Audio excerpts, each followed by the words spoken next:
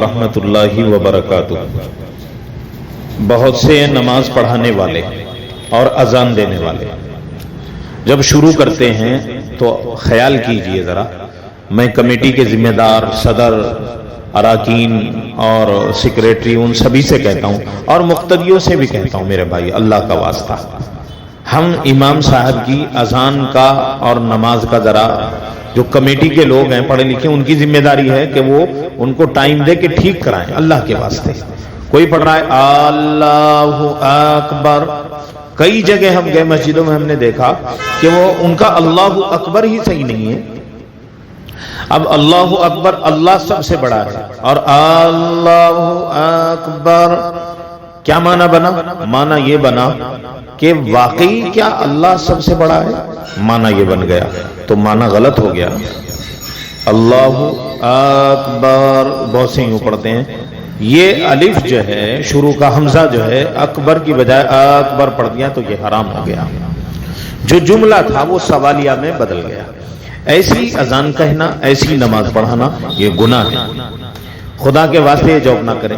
امام نماز پڑھانے والے کو یہ بھی معلوم ہونا چاہیے سجدے میں جا رہا ہوں، ماتھا رکھنا فرض ہے اور ناک کی ہڈی کتنی زمین پر لگانا واجب ہے، سمجھ گئے؟ دونوں ہاتھ کھلے رکھنا، بند رکھنا رکوع میں جاتے ہوئے، اور اس کی قرات اچھی ہو، قاف کو قاف ہی پڑھے، چھوٹے قاف کو نہ پڑھے بڑے قاف کی جگہ، ہا کو ہا ہی پڑھے، ہا نہ پڑھے، عین کو عین ہی پڑھے، حمزہ نہ پڑھے، بڑے شین کو بڑے شین ہی پڑھے، چھوٹا سین نہ پڑھے۔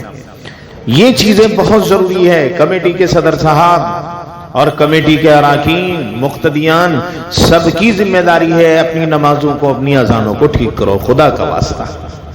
میرے بھائی، یہ لہن فاحش کر رہا ہے نماز پڑھانے والا اور اذان دینے والا۔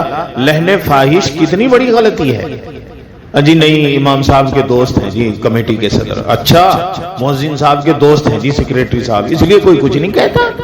یہ تو خیال رکھتے ہیں کہ ہاں بھائی امام صاحب کو 1 منٹ کیوں دیر ہوئی، لیکن یہ خیال نہیں رکھتے جو چیز فرض ہے اس کی ہم جانچ کریں، اس کا کسی کو خیال نہیں ہے۔ دوسری بات، امام صاحب کو تنخواہیں اچھی دو، مؤذن صاحب کو تنخواہیں اچھی دو، یہ بھی تو ذمہ داری ہے ہماری۔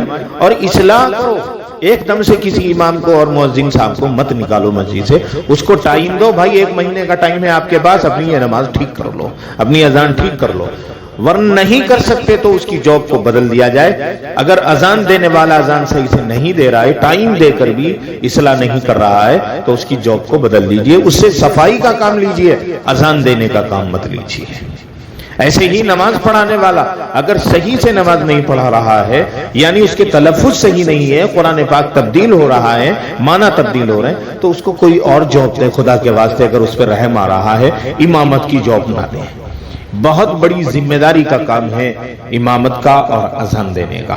اب آپ کہیں گے مولانا آپ ان کے پیچھے کیوں پڑ گئے؟ اگر کسی کو اصلاح کی بات بتائی جائے تو سمجھتے ہیں ان کے پیچھے پڑ گئے، نہیں، بہت سے امام ایسے ہیں ماشاءاللہ بہت اچھی نمازیں پڑھاتے ہیں، ان کے تلفظ صحیح ہیں، اچھی اذان دیتے ہیں، ان کے تلفظ صحیح ہیں، ان کی قدر کرو میرے بھائی، علم والوں کی ان کی قدر کرو۔